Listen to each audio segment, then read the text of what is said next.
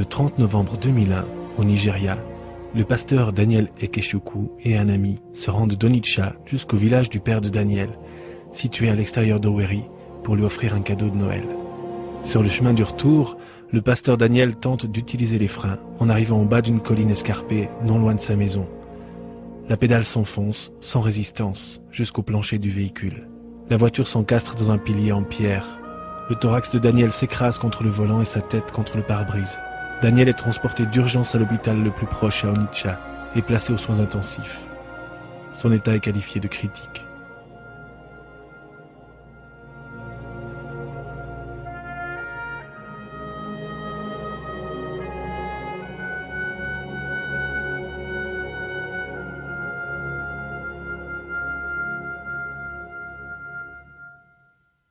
Dans la vallée de l'ombre de la mort.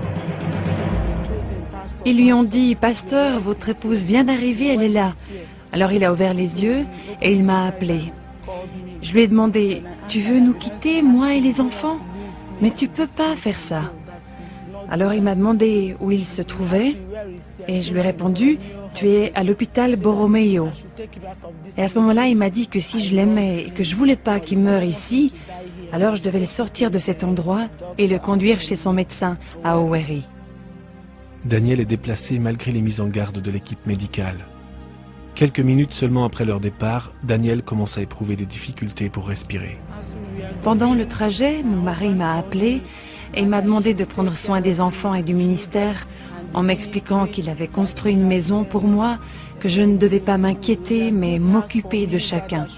Il m'a dit que certaines personnes sont appelées à mourir avant d'autres et qu'il en faisait partie, que son voyage était terminé. Alors je me suis mise à pleurer, je l'ai appelé. J'ai aussi commencé à penser à ce que j'allais souffrir dans le futur car je savais que j'étais enceinte. Mes amis m'aidaient à tenir debout, ils me disaient de ne pas pleurer, de me ressaisir. Nous sommes arrivés d'abord au centre médical fédéral. Ils nous ont dit qu'il était trop tard et qu'ils ne s'occuperaient pas de nous. Ils nous ont aussi annoncé que le médecin de Daniel n'était pas là. Puis un médecin et une infirmière sont sortis pour voir ce qu'il se passait. Nous avons expliqué que cet homme avait eu un accident. Ils ont dit « c'est trop tard, il est déjà mort. Nous devons le conduire à la morgue ». Ensuite, nous nous sommes précipités à la clinique Saint-Eunice et avons rencontré le docteur Joss. Il l'a examiné avec soin, puis a dit qu'il était mort et qu'il était préférable que nous le mettions à la morgue. On m'a indiqué qu'il avait eu un accident de voiture à Onitsha. Lorsque je l'ai examiné, j'ai regardé son thorax, et il n'y avait aucun mouvement respiratoire. J'ai écouté avec le stéthoscope, il n'y avait aucun souffle. J'ai contrôlé le cœur et le système cardiovasculaire, il n'y avait aucun son. Le patient n'avait plus de pulsation. J'ai examiné les yeux, les pupilles étaient fixes et dilatées. J'en ai conclu que le patient était mort et qu'il devait être conduit à la morgue.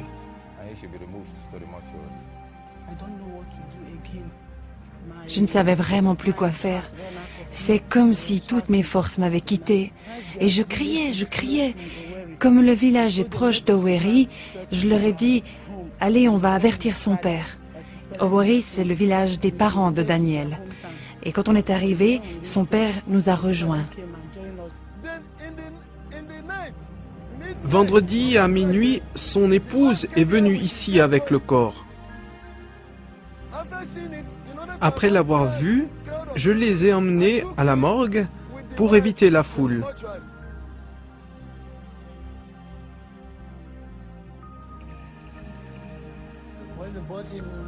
Son père et son épouse l'ont amené ici.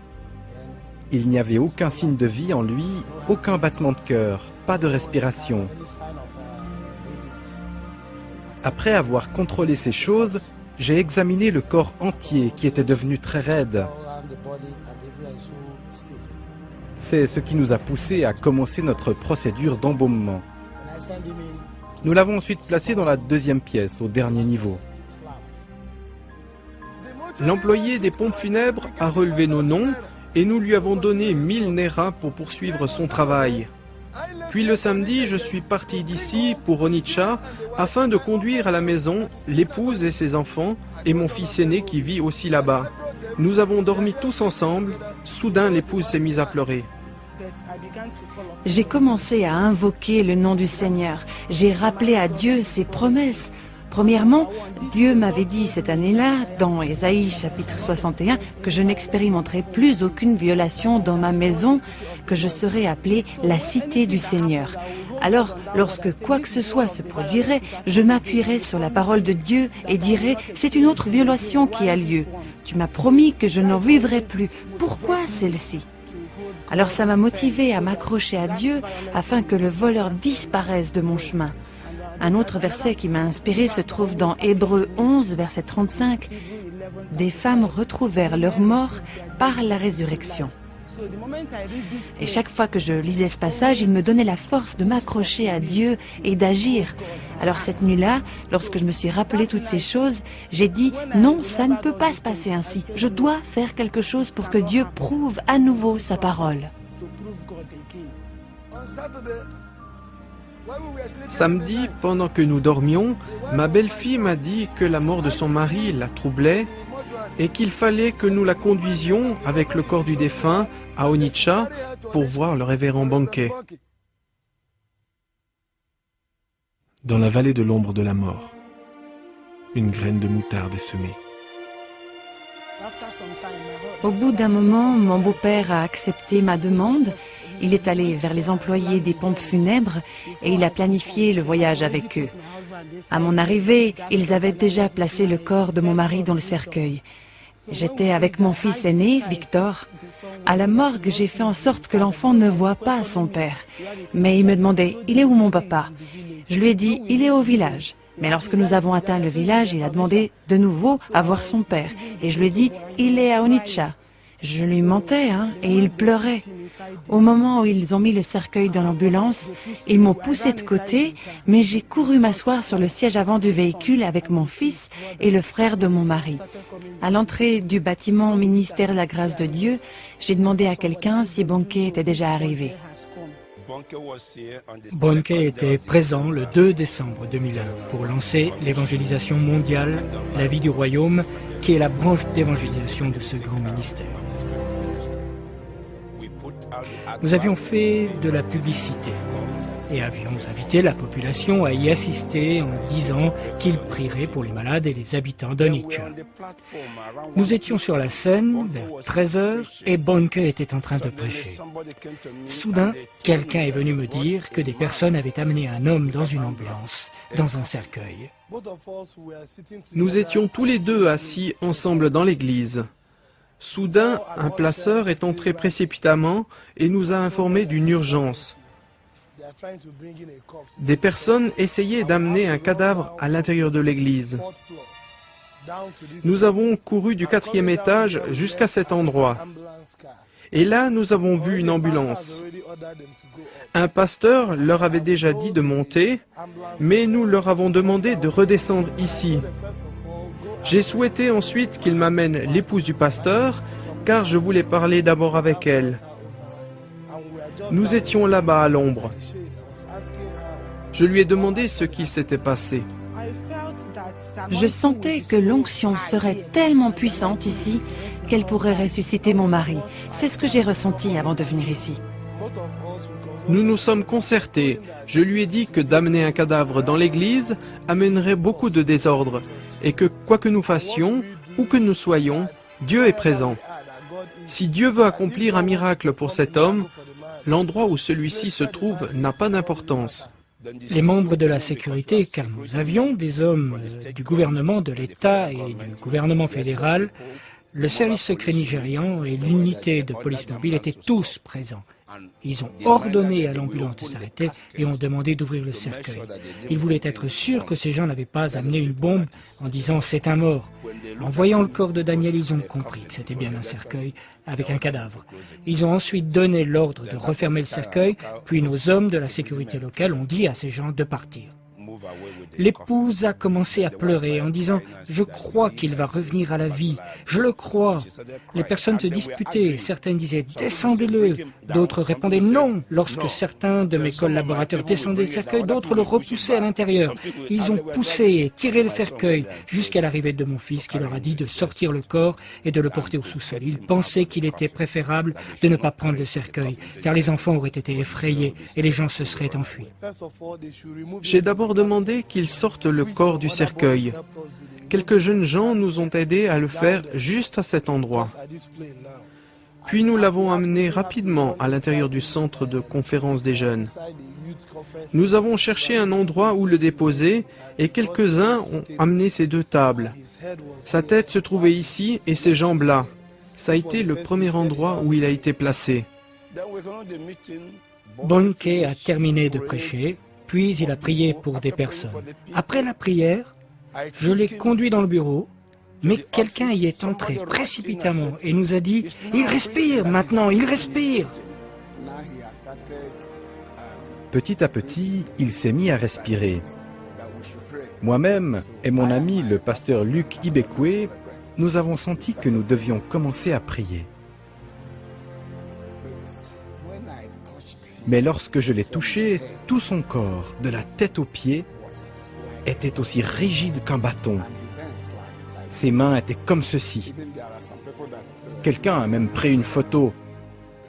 Ses bras étaient comme cela à ses côtés. Nous avons prié sans cesse. Il respirait et son souffle se fortifiait de plus en plus.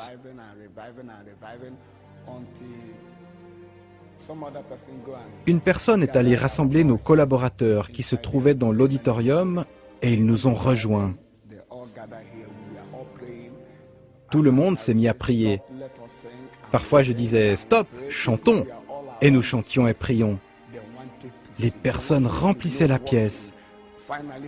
Ils voulaient voir ce qui allait se passer. Il y avait tellement de monde que nous transpirions. Nous leur avons dit de partir afin que l'homme puisse avoir de l'air. Son épouse était assise là-bas sur un banc. Pendant que nous étions en prière, soudain, nous avons vu ses yeux bouger. La vie a commencé à revenir en lui. J'ai dit à mon ami le pasteur Luc, « Tu sais qu'il est resté 3 jours à la morgue. Massons-le. » Il a donc massé la main droite et moi, la main gauche. Nous avons commencé à les presser pour que la vie y revienne. Nous avons ainsi réalisé que pendant que nous étions en train de prier, le cœur était devenu chaud.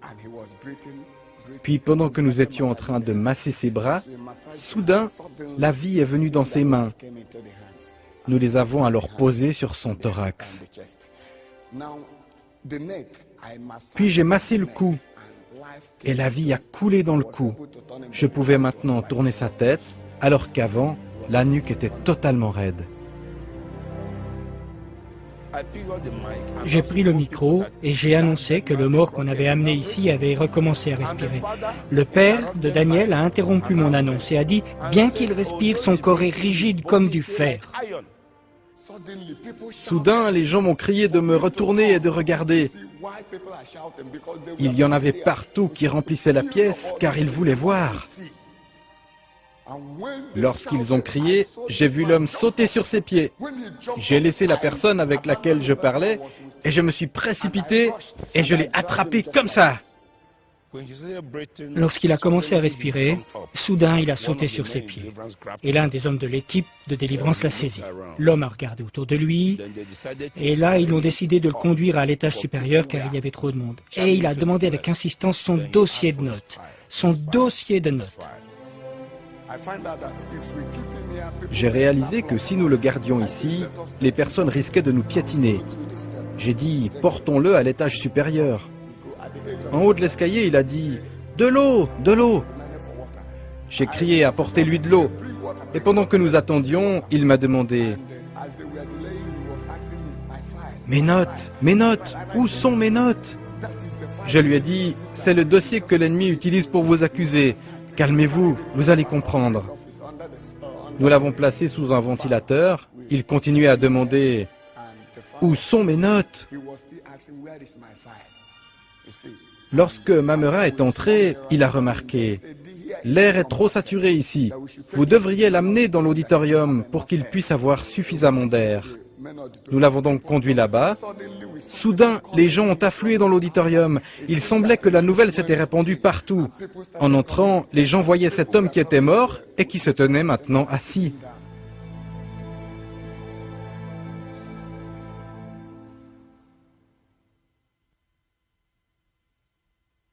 Le voyage de Daniel.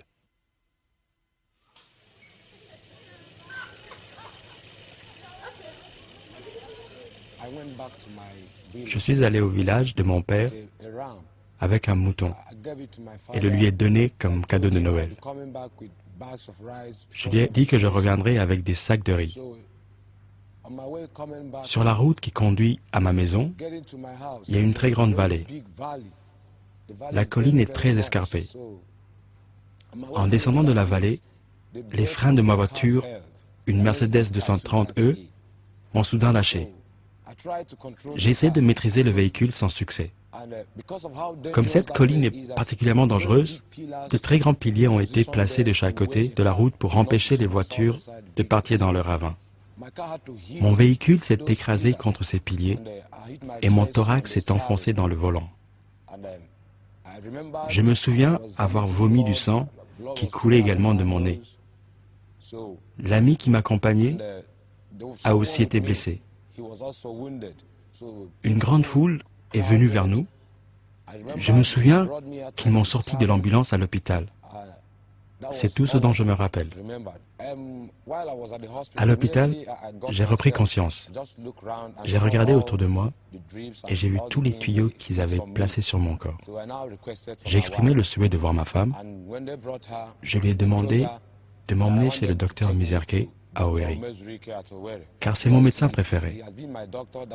Une fois, j'avais été blessé et c'est lui qui s'était occupé de moi. Donc nous l'avons sorti de l'hôpital pour l'amener à Owerri. Des pasteurs et d'autres personnes m'accompagnaient. À cause de la manière dont je respirais, j'ai compris que quelque chose pourrait se passer au cours du voyage. Je leur ai demandé de permettre à ma femme de venir avec moi dans l'ambulance. À un moment donné, 2 anges sont entrés. Lorsque je les ai aperçus, j'ai été très effrayé et je voulais raconter aux autres ce que je voyais. Mais l'un des anges a fait comme cela, pour que je ne parle pas d'eux. J'ai seulement demandé à mon épouse de prendre soin de l'église et de certaines autres choses dont elle n'était pas au courant. Puis les 2 anges m'ont emmené. Nous sommes arrivés dans un endroit où ils m'ont confié à un autre ange. Celui-ci m'a dit que nous allions visiter le paradis. Je parlais avec lui comme avec un être humain. Je lui posais des questions et il me répondait. Il me tenait comme le fait un ami.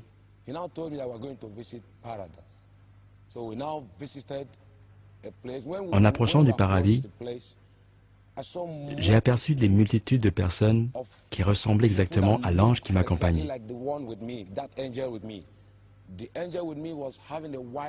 Il était vêtu d'un habit blanc pur. Son corps était également blanc, pur, et il semblait que le vêtement ne pouvait pas être détaché du corps. J'ai pensé, voilà où se rassemblent les anges. Je pouvais encore penser. L'ange m'a dit que c'est là où sont rassemblés les saints qui sont morts.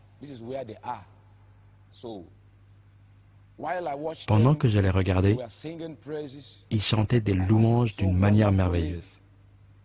Vous savez, c'était comme si une force dans cet endroit contrôlait ce qu'ils faisaient. Lorsqu'ils voulaient lever les mains, ils les élevaient tous en même temps.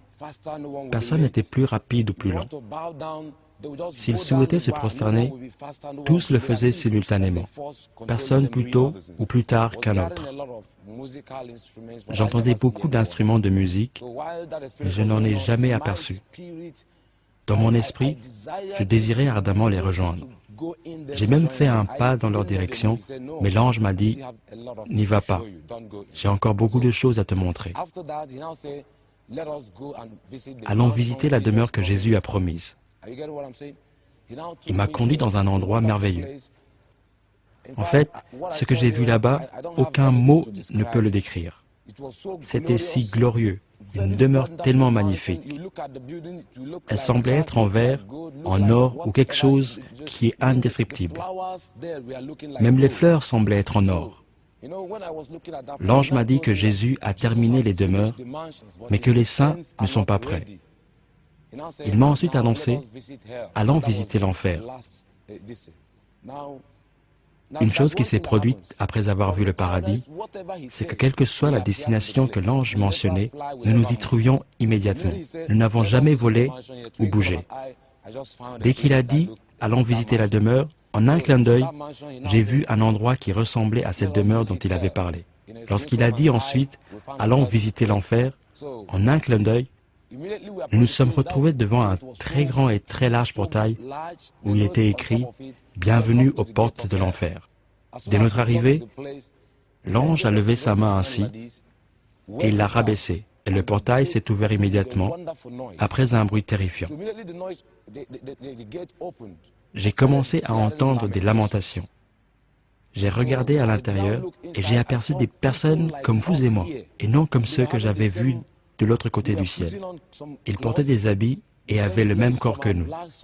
Certains étaient noirs, d'autres blancs. Ils criaient. Il y avait beaucoup de souffrance, de tourments.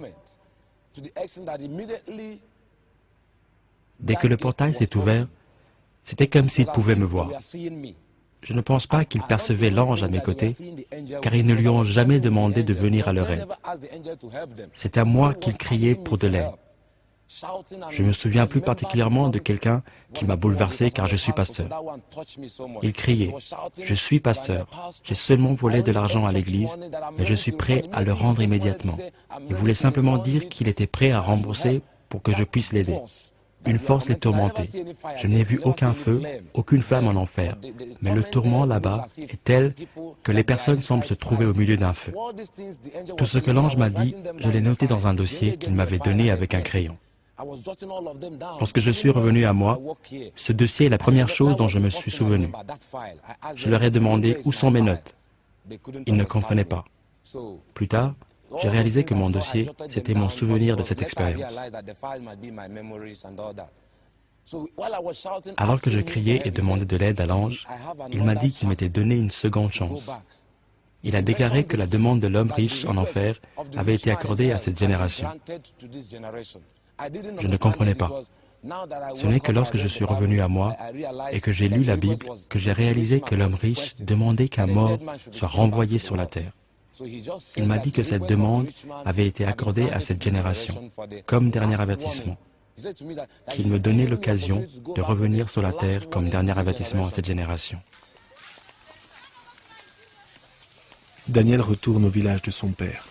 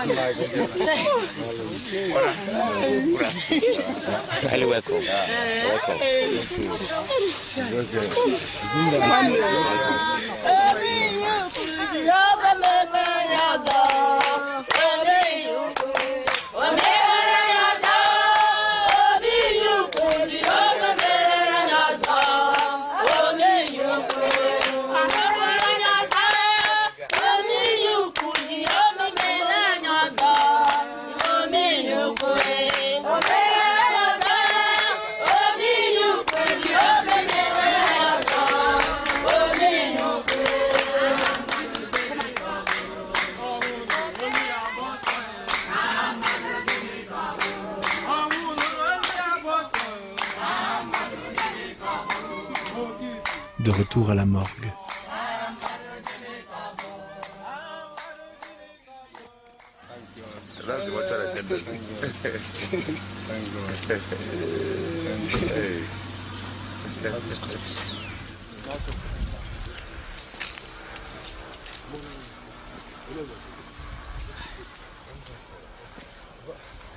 It was on the 30th of November. That was a Friday night. Le 30 novembre, un vendredi soir, il a été amené ici par son père et sa femme dans une ambulance Volvo rouge. Ils m'ont remis le corps que nous avons étendu ici pour le premier examen.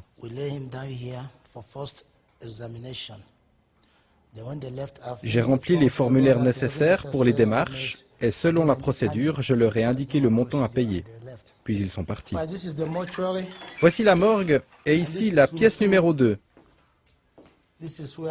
C'est à ce niveau que nous l'avons étendu.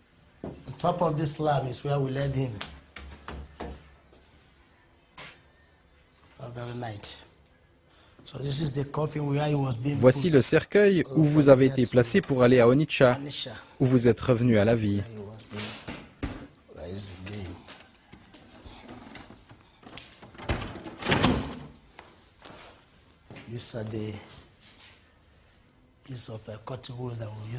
Ce sont les bouts de coton que nous avons employés ce jour-là pour boucher votre nez, les chaussettes pour vos jambes et les gants pour maintenir vos mains fermées.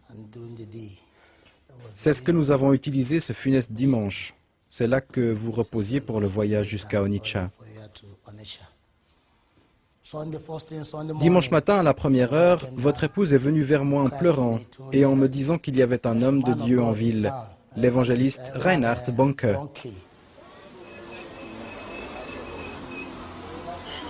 De retour vers le médecin.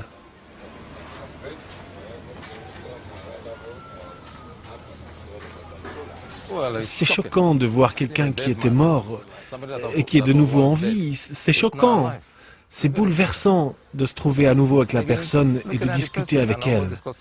Que toute la gloire revienne à Dieu. Aujourd'hui encore, j'ai peur de lui à cause de ce que j'ai vu ce vendredi-là et de ce que je vois maintenant. Je pense que nous devons remercier Dieu. Je ne peux le croire. Moi-même, je n'arrive pas à le croire. Le lundi suivant, lorsqu'il est venu chez moi, tout son corps sentait les produits chimiques d'embaumement. Je n'ai jamais rien vu de tel. Je sais qu'un mort peut revenir à la vie, mais je n'ai jamais entendu parler de quelqu'un qui est resté 3 jours à la morgue. C'est un membre de la sécurité, un musulman, qui a ôté les bouts de coton de son nez et a libéré ses mains. C'est merveilleux, c'est ahurissant. Lorsque les anges m'ont emmené de l'ambulance, je savais que c'était des anges car je suis chrétien. J'avais déjà entendu des histoires à leur sujet. Quand je les ai vus, j'ai su que j'étais mort. J'ai alors cessé de me souvenir de quoi que ce soit. Je ne me souvenais même plus de ma femme, de mes enfants, de mes maisons, de ma voiture, de tout ce qui me concernait. Dieu m'avait béni, mais je ne me souvenais de rien. Le dimanche, lorsque je suis revenu à moi, j'ai entendu beaucoup de voix et j'ai vu des mains me tenir. Quelqu'un disait « cercueil, mort, 3 jours ». Je ne comprenais pas. Je n'ai posé des questions qu'en arrivant chez moi. Là, mon épouse m'a tout expliqué.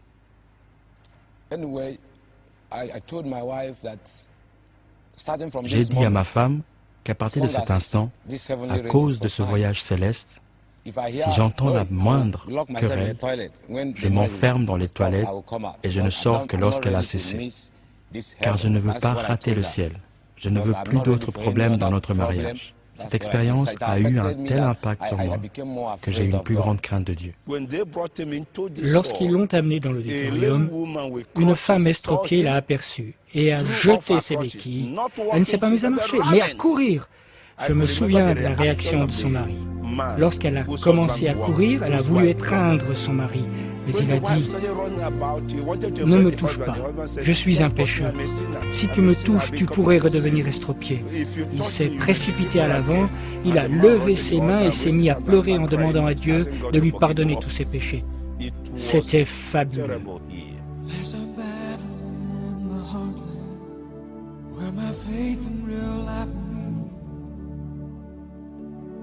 Sometimes hope seems out of reach. I hear the growing cry for freedom.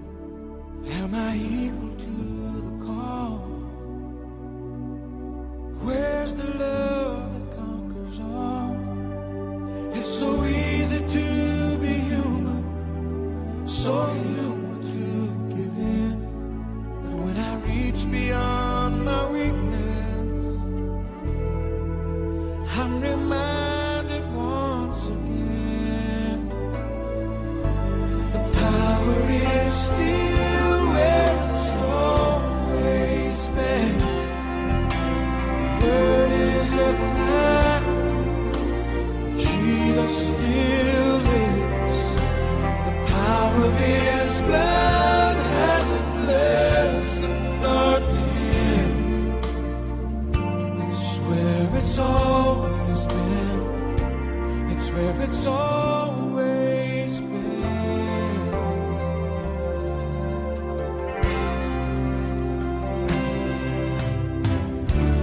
Where's the passion for the mission?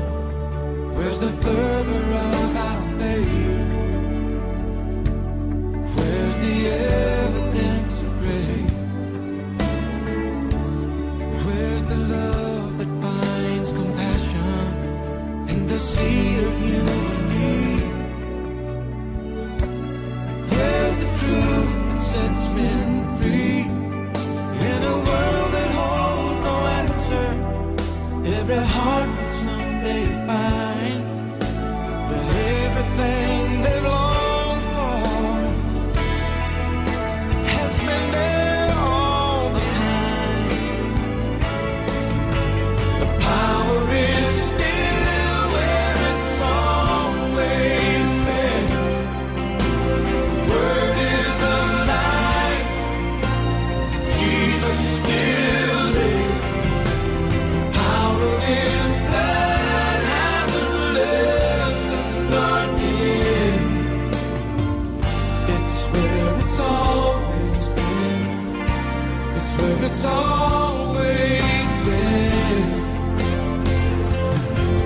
There's a cross that I can hold to. There's a reason to believe. There's an empty grave that's calling out to me. Power is still where it's always been. The word is alive, Jesus still lives. The power of His blood hasn't lessened our dim. It's where it's always been. It's where it's always